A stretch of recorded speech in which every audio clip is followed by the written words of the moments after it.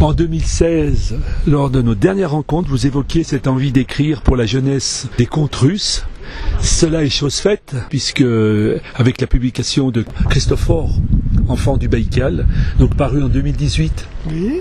Un conte que vous avez imaginé à partir de photos et puis de votre propre expérience et de la vie de votre père en France. Vous avez effectué un petit mixage et ça a donné un conte qui était traduit en russe.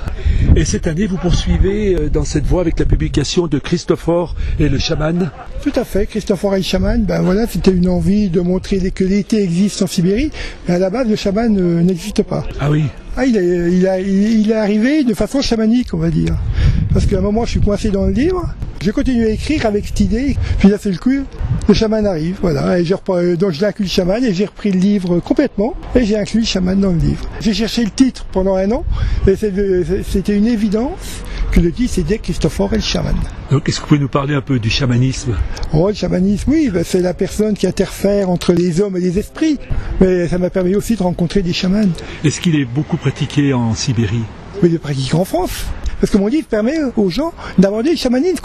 Et comme je connais des chamans, après, je donne l'adresse. Mais des gens ne demandent pas l'adresse tout de suite. Vous dites, bien, ils achètent le livre. Je leur dis que je connais des chamans. Et quelques jours après, au fait, vous m'avez dit que vous connaissez un chaman. Vous pourriez me donner les références? Bien sûr.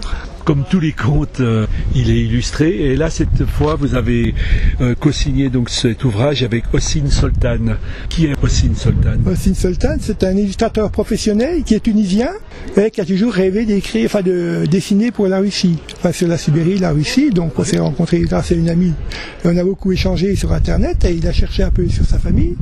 Et finalement, il s'est aperçu que sa famille, donc il fait partie de nomades tunisiens. Et il s'est aperçu que sa famille séjournait très longtemps sur les rives de la mer Noire. Donc il pense que c'est ça, ses envies d'écrire pour la Russie. C'était l'occasion. Oui, tout le conte était assez extraordinaire, voilà.